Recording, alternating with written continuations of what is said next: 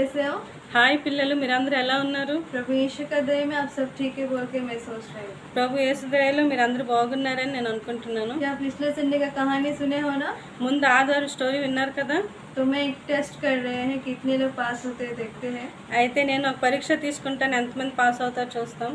मैं क्वेश्चन पूछ रहे हैं, उसका आंसर नीचे कमेंट करो।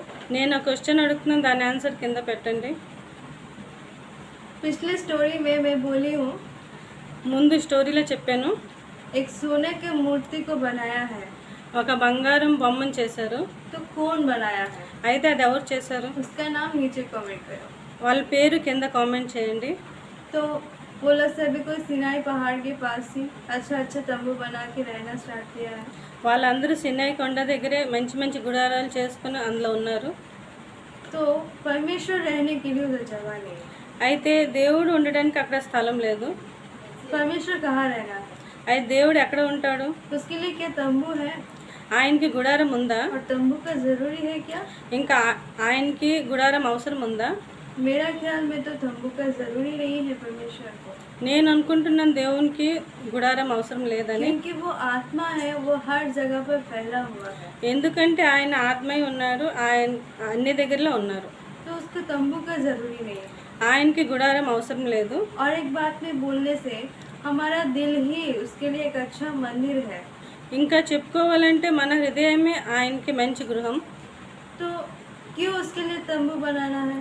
అయితే ఆయనకి గుడారం ఎందుకు చేయాలి? परमेश्वर स्वर्गराज में रहता है, దేవుడు పరలోకంలో ఉంటారు. इसीलिए स्वर्ग में रहने वाले सारे स्वर्गदूत बहुत आनंद से खुशी से रहते हैं। అందుకే పరలోకంలో ఉన్న దూతలందరూ చాలా ఆనందంగా సంతోషంగా ఉంటారు. और वो चाहते हैं हमारे पास भी रहने के लिए। ఇంకా ఆయన మన దగ్గర కూడా ఉండాలని అనుకుంటున్నారు. क्यों? ఎందుకు? हम भी खुशी से रह पाए, మనం కూడా ఆనందంగా ఉండాలని. इसीलिए इजरायली सभी को मिलकर एक तंबू बनाने का सोच लिया है। అందుకే ఇజ్రాయెల్ అందరూ కలిసి ఒక గుడారం చేయాలని అనుకున్నారు. और सभी को अपने पास रहने वाले मूल्य सामानों को, मूल्य वस्तुओं को, जानवर की चमड़ाओं को, ये सब लाना स्टार्ट किया है मोसेस के पास। అందుకే వాళ్ళందరూ కలిసి మోసే దగ్గరికి విలువైన వస్త్రాలు, విలువైన వస్తువులు, ఇంకా పశువులకు చర్మం తీసుకొస్తున్నారు. और वो सब से मोसेस ने एक मंदिर बनाना स्टार्ट किया। ఇంకా అవన్నీ కలిపి మోసే ఒక మందిరాన్ని చేయడం స్టార్ట్ చేశారు. अच्छे लकड़ियों को लेके आए हैं, మంచి కర్రల్లోనూ తీసుకుని వచ్చారు. उसके ऊपर अच्छा डिजाइन भी किए हैं, దాని మీద మంచి బొమ్మలు వేశారు. और उसके ऊपर गोल्ड, प्योर गोल्ड पेंट किए हैं, దాని మీద శుద్ధ బంగారంని కప్పారు. और उससे तंबू बनाए हैं। ఇంకా దాంతో గుడారం చేశారు. और उसके ऊपर जानवर के चमड़ा से उसको बंद किए हैं, ढके हैं। దాని మీద జంతువులకు చర్మంతో కప్పారు. और उस चमड़े के ऊपर रेड, वाइट, ब्लैक कलर का कलर्स डाले हैं। ఆ చర్మం మీద తెలుపు, ఎరుపు, నలుపు రంగులను వేశారు. और स्त्रियों ने आके अपने हाथों से दूतों का और फूलों का बहुत सारे आश्चर्य अद्भुत अद्भुत चित्रों को अपने हाथों से सिलाई किए हैं, बनाए हैं। ఇంకా స్త్రీలు వచ్చి దాని మీద మంచి మంచి బొమ్మలను, పువ్వులను, దూతల బొమ్మలను వేశారు.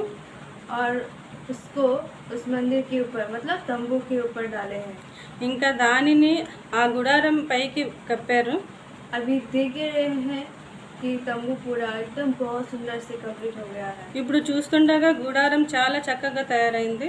एक महल के जैसा है, ఒక భవనం లాగా ఉంది. और उसमें सिर्फ एक रूम के जैसा ही नहीं, అయితే దాంట్లో ఒకే రూమ్ లేదు, उसमें 2 रूम है, దాంట్లో 2 రూమ్లు ఉన్నాయి. एक बड़ा और एक छोटा, ఒకటి పెద్దది, ఇంకొకటి చిన్నది. और उसके बीच में एक पर्दा है। ఇంకా దాని మధ్యలో ఒక తెర ఉంది. अभी मंदिर बन गया है, ఇప్పుడు మందిరం కట్టబడింది. अभी वो लोग दीवट बनाना स्टार्ट किया है। ఇప్పుడు వాళ్ళు దీపస్తంభం తయారు చేయడం స్టార్ట్ చేశారు. और ये दीवट में 7 सिंह और 7 दीपक है। ఆ దీపస్తంభంలో 7 కొమ్ములు, ఇంకా 7 దీపాలు ఉన్నాయి. और वो पूरा प्योर सोना से, गोल्ड से बनाए हैं। ఇంకా అది పూర్తిగా శుద్ధమైన బంగారంతో చేశారు. और उसके वजह से ही पूरे रोशनी से भरेगा मंदिर। ఇంకా దానివల్ల పూర్తిగా వెలుతురుతో నింపబడుతుంది ఆ మందిరం. तो अभी दीवट बना दिए हैं, ఇప్పుడు దీపస్తంభం కూడా చేసేసారు. अभी और एक बनाना बाकी है। ఇప్పుడు ఇంకొక చేయడం ఉంది. वो क्या है, कोई गेस किए हैं? అదేంటో ఎవరికైనా తెలుసా? अभी वो लोग संदूक बनाना स्टार्ट किया। ఇప్పుడు వాళ్ళు పెట్టే చేయడం స్టార్ట్ చేశారు. एक बड़ा संदूक बनाया ఒక పెద్ద పెట్టెను చేశారు. और उसके ऊपर ढक्कन दिया దాని మీద మూత కూడా చేశారు. और ये पूरा सोना से ही बना ఇంక ఇదంతా బంగారంతో చేశారు. और उसके ऊपर सोना का दूतों को रखा है దాని మీద బంగారు దూతలను పెట్టారు. और उसके 2 पंख दिए हैं, वो बहुत बड़े बड़े हैं। దానికి 2 రెక్కలు కూడా ఉన్నాయి. అవి చాలా పెద్దగా ఉన్నాయి. तो ये पूरा एकदम प्योर सोना से बना है ఇదంతా శుద్ధమైన బంగారంతో చేశారు. और उसमें क्या रखे हैं पता है?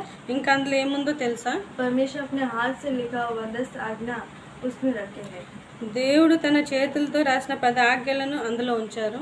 और ये सब देखने के लिए बहुत सुंदर है। ఇవన్నీ చూడడానికి చాలా అందంగా ఉన్నాయి. और उतना ही नहीं, ఇంకా అంతే కాదు, मंदिर के बाहर ఆ మందిరం బయట एक वेदी बनाया है, ఒక బలిపీఠం కూడా చేశారు. वो बहुत सुंदर है। అది చాలా బాగుంది. अभी वो लोग मंदिर बनाए हैं, ఇప్పుడు వాళ్ళు మందిరాన్ని చేశారు, दीवट बनाए हैं, దీపస్తంభాలు చేశారు, संदूक बनाए हैं ఇంకా మందసం చేశారు, और मंदिर के बाहर में एक वेदी बनाए हैं। ఇంకా మందిరం బయట ఒక బలిపీఠాన్ని కూడా చేశారు. और ये सब बहुत सुंदर है। ఇంక ఇవన్నీ చాలా అందంగా ఉన్నాయి.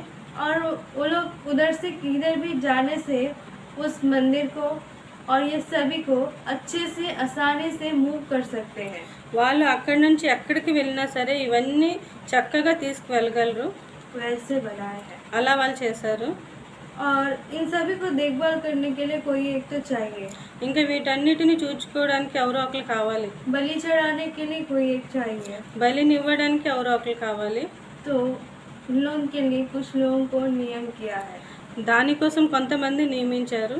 और उनको याजक बोल के बुलाते हैं ఇంకా వాళ్ళని యాజకులని పిలుస్తారు. और उनके ऊपर एक प्रधान है ఇంకా వాళ్ళ మీద ఒకరు ప్రధానుడు ఉన్నాడు. और उसका नाम है अहरोन। ఆయన పేరు అహరోను. और वो याजक के ऊपर प्रधान याजक। ఆయన యాజకుల మీద ప్రధాన యాజకుడు. याजक क्या पहनते हैं? యాజకులు ఏం వేసుకుంటారు? ऊपर से लेकर नीचे तक एफोद बोल के एक लंबा सी वाइट कलर की एक फ्रॉक के जैसा पहनते हैं వాళ్ళు మీద నుండి కింద వరకు ఏపోదని ఒక వస్త్రాన్ని వేసుకుంటారు. और वो सादा कलर की है। ఇంకా అది తెల్లగా ఉంటుంది. तो प्रधान याजक भी सेम कपड़े पहन रहे हैं? అయితే ప్రధాన యాజకులు కూడా సేమ్ వస్త్రాలు వేసుకుంటున్నారా? नहीं, కాదు, सेम कपड़ा पहनते हैं సేమ్ అలాంటి డ్రెస్ వేసుకుంటారు. लेकिन उसके ऊपर एक कोट के जैसा और एक तो पहनना है కానీ దాని మీద ఒక కోట్ లాగా ఇంకొకటి వేసుకోవాలి. और वो red blue and purple colour की है। దాని మీద పర్పుల్, రెడ్ ఇంకా బ్లూ కలర్లో ఉంటుంది. एकदम बहुत सुंदर सी मल्टी कलर्स का एक कोट है అది చాలా రంగురంగులతో ఉన్న అందమైన వస్త్రం. और उसकी अंगी के नीचे घंटे के जैसा कुछ बांधा हुआ है ఇంకా ఆయన వస్త్రాల కింద గంటలు లాంటివి ఏదో వేలాడుతున్నాయి. और वो चलने के टाइम में बहुत सुंदर से वो आवाज़ कर रहा है ఇంకా అతడు నడిచినప్పుడు అవి చాలా అందంగా మ్రోగుతున్నాయి. और वो सुंदर है, बहुत अच्छा भी लग रहा है। అవి చాలా అందంగా ఉన్నాయి, చూపు और ये प्रधान याजक का काम क्या है? ఇంకా ప్రధాన యాజకుడు ఒక పని ఏంటి? वो परमेश्वर के बारे में बाकी सारे याजक को बोलता है ఆయన దేవుని గూర్చి ఇంకా ఉన్న యాజకులకి చెప్తాడు. और उस मंदिर में रहने वाले सामान का देखभाल करता है। ఇంకా ఆ మందిరంలో ఉన్న వస్తువులని కూడా చూస్తాడు. तो हम लोग अभी बोले हैं मंदिर में 2 रूम बना है, एक बड़ा और छोटा। మనం ఇప్పుడు చెప్పుకున్నాం కదా, ఆ మందిరంలో 2 గదులు కట్టబడ్డాయని, ఒకటి పెద్దది ఒకటి చిన్నది. तो छोटा रूम में कोई भी नहीं जाते हैं, ఆ చిన్న గదిలో ఎవరు వెళ్ళకూడదు. इवन याजक भी नहीं जाना है। యాజకులు కూడా వెళ్ళకూడదు. कभी कभी परमेश्वर बुलाने से प्रधान याजक उसके अंदर जाएगा అప్పుడప్పుడు దేవుడు పిలిస్తే ప్రధాన యాజకుడు అందులోకి వెళ్తాడు. और वो जाते समय एक कटोरे में लहू को लेके जाता है। ఆయన వెళ్ళేటప్పుడు ఒక గిన్నెలో రక్తం తీసుకువెళ్తాడు. ये कौन से लहू? అదేం రక్తం? मनुष्य अपने पापों के लिए बलि दिया हुआ मेमने का लहू। మనుషులు వాళ్ళ పాపం కోసం బలి ఇచ్చిన దూడ యొక్క రక్తం. उसको लेकर जाके దానికి తీసుకువెళ్ళి वो लहू को लेकर जाके संदूक के ऊपर थोड़ा छिड़क के उसके बाद वो परमेश्वर के पास लेकर जाके वो अर्पण करता है। ఆయన రక్తాన్ని తీసుకువెళ్ళి ఆ మందసం మీద కొద్దిగా చిలకరిస్తూ ఆ తర్వాత దేవుని దగ్గర తీసుకువెళ్తాడు. तो ये लहू क्या है? అయితే ఆ రక్తం ఏంటి? ये प्रधान याजक किसके चिन्ह है? ఆ ప్రధాన యాజకుడు ఎవరిని పోలి ఉన్నాడు? ये प्रधान याजक जो है यीशु मसीह का चिन्ह है। ఈ ప్రధాన యాజకుడు యేసుని పోలి ఉన్నాడు. यीशु मसीह इस धरती पर आया है हमारे लिए। యేసు ప్రభు ఈ లోకంలోకి వచ్చాడు మన కోసం. तो वो लहू किसका चिन्ह है? అయితే ఆ రక్తం దేనికి పోలి ఉన్నది? वो लहू यीशु मसीह की लहू की तरह चिन्ह है। ఆ రక్తం యేసయ్య రక్తంతో పోలి ఉన్నది. तो उस दिनों में प्रधान याजक मतलब हारून बहुत इम्पोर्टेंट है, बहुत रेस्पेक्टेड पर्सन है। ఆ దినాల్లో ప్రధాన యాజకుడు చాలా ప్రాముఖ్యుడు. तो वैसे ही అయితే అలాగే परमेश्वर यीशु मसीह యేసు ప్రభు కూడా आहरोन से प्रामुख्य है। అహరోను కంట ప్రాముఖ్యుడు. ये बात क्यों बोल रहे हैं मैं? ఈ మాట ఎందుకు చెప్తున్నాను? आहरोन ने कोई एक मेमने के लहू लेके आके यहोवा को अर्पण किया। అహరోను ఒక దూడ యొక్క రక్తంని తీసుకొచ్చి దేవుణ్ణి అర్పించాడు. लेकिन यीशु मसीह కానీ యేసయ్య वो खुद अपने जान को बलिदान देके अर्पण करके उसके सारे लहू बहाया। అయితే యేసు ప్రభు తన ప్రాణాన్ని ఇచ్చి తన సొంత రక్తాన్ని కార్చారు. और उस दिनों में पाप की क्षमा के लिए मेमने को बलि देते थे। ఆ దినాల్లో పాప క్షమాపణ కొరకు దూడని బలి ఇచ్చేవారు. और हमारे लिए कौन बलि दिया?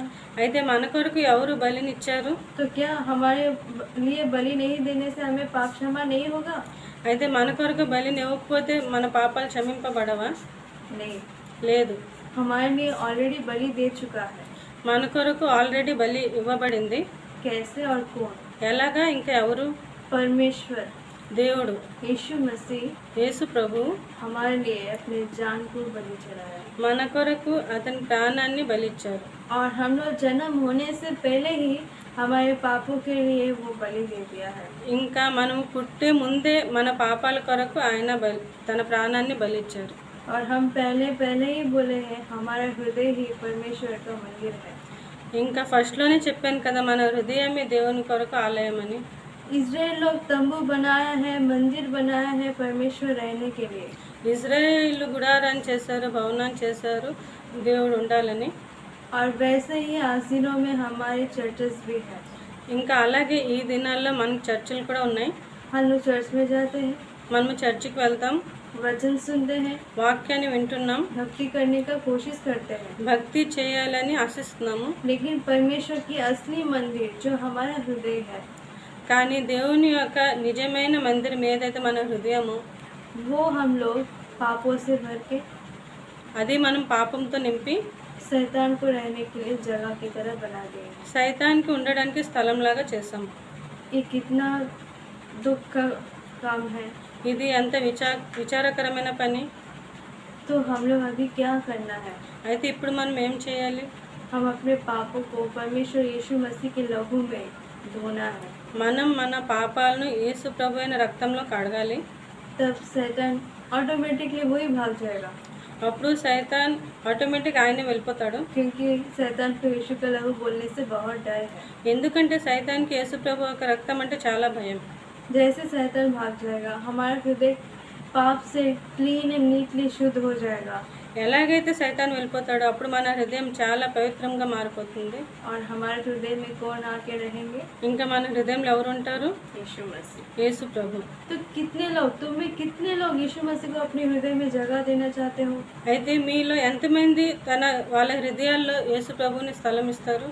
और कितने लोग अपने पापों को यीशु के लहू में धोना चाहते हो? ఇంకా ఎంతమంది వాళ్ళ పాపాలని యేసు ప్రభు రక్తంలో కడగాలనుకుంటున్నారు?